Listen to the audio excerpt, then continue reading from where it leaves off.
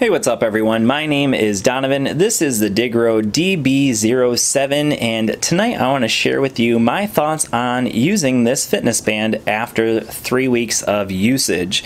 So first of all, let me just go ahead and talk about some of the things it mentions that it can do right here on the box. So of course it can tell the time, it can track your sleep, we have a pedometer built in, we have a distance tracker, and then also a calorie counter. Now it's going to estimate your distance because there is no GPS or anything like that built into this watch. Now, the other thing I want to mention here is that this is a super budget-friendly fitness band. It is available for less than $20. I'll leave links down in the description if you are interested in picking it up. So now let's go ahead and take a look at the watch itself. I'm going to set that off to the side. I should also mention here that inside of the box there's an instruction booklet. You're going to want to use the QR code inside the instruction booklet because you're going to use that to download the app that it works with called JU.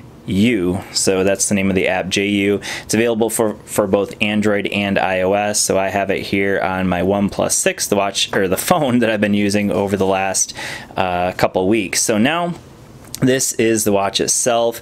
You can see it kind of snaps on here, so it's going to be one of those like hook, and I'm not really sure what that's called, but it'll just snap in, and I've had no issues with it coming loose or anything like that. We're going to go ahead and take the bands off because they are completely removable. There are a bunch of different colors available. You can see I just have the black version, but if you take a look at the link down below, it's available in a ton of different colors as well. So one of the reasons why it has removable band is because right down here there is a USB they're going to use to charge it up, so you can plug it into your computer, plug it into your phone charger, whatever. This one is completely, there's nothing on that one. We have our optical heart rate sensor, and you can see right down here, I'm not sure if we can get that into focus, but it does say USB down here to let you know which one you have to take off in order to get the USB. Alright, so here is the watch face itself. You can see pretty small watch face here, so in comparison to my hand, pretty small.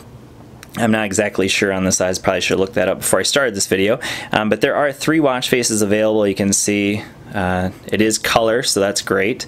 I like that. It is an LCD display, plenty bright during the sun, like if it's bright out. I had no issues with that whatsoever. But let's go ahead and take a look at some of those watch faces real quick. So there we go, there's one. There's a long press down here to get to the next watch face, so that one's going to show you your steps in addition to the time and date and the day. And we'll hold it down one more time. And there's our third watch face. So 3 watch faces. There is just one touch sensitive part of the screen. It's just right down here at the bottom. The rest of the screen is not touch sensitive at all. So now let's go ahead and take a look at some of the other things the watch can show you. So of course we got our steps. We have our distance, and I will say that's not super accurate. So probably today I've gone closer to like 6.5 miles, and it says 5.35. So again, a calorie estimator that's going to estimate it based off of your heart rate.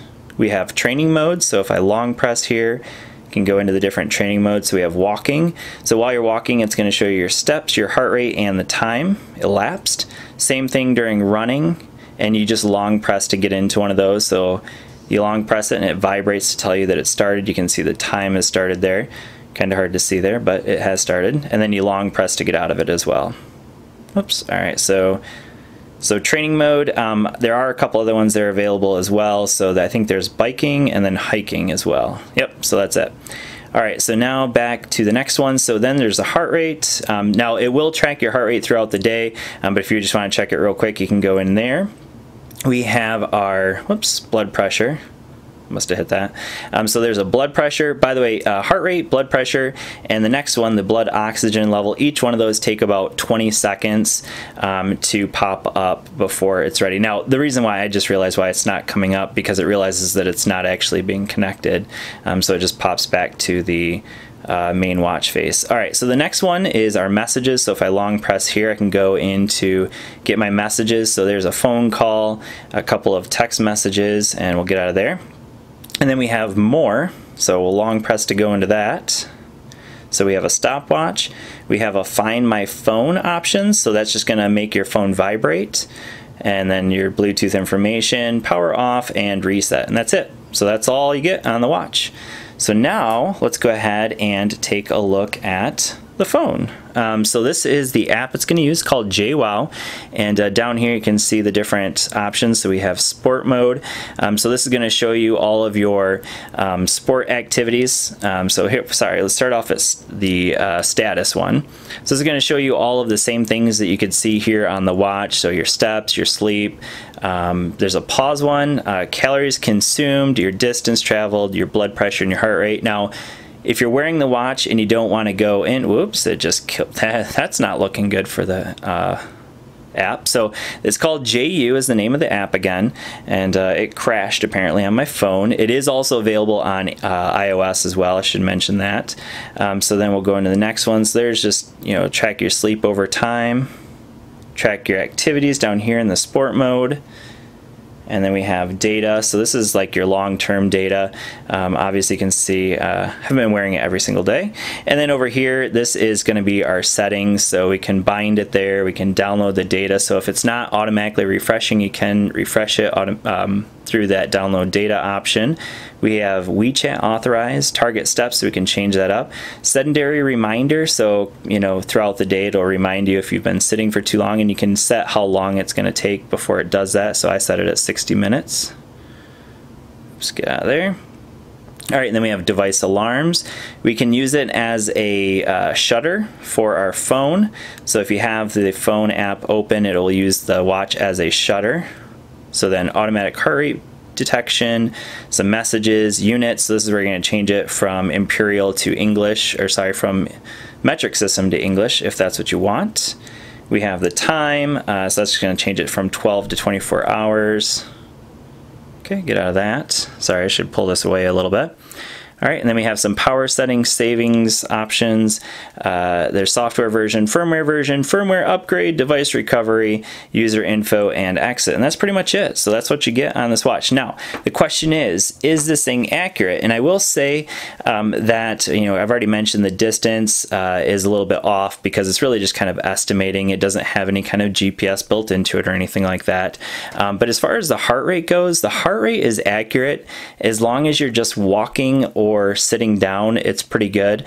Once you get into an activity and your heart rate really pumps up, and actually I've noticed that when it gets wet, when this actually gets wet is the time that the heart rate gets off the most. So I found that you know, when I was running, it said 100, like right around 100 beats per minute, and typically when I'm running I'm closer to like 140 to 160 beats per minute. So it was always off while I was running. So just something to keep in mind. It'll be fine while you're walking, while you're sitting, but other than that it was a little bit off for that. So anyways, just a quick look at the Diggro DB07. Let me know what you guys think down in the comments below. Is it worth it to get one that's not super accurate? I mean, the step count is accurate. The heart rate is accurate as long as you are walking or sitting, but other than that, probably not. So anyways, let me know what you guys think. Thanks for watching, and I will see you all in the next video. Peace.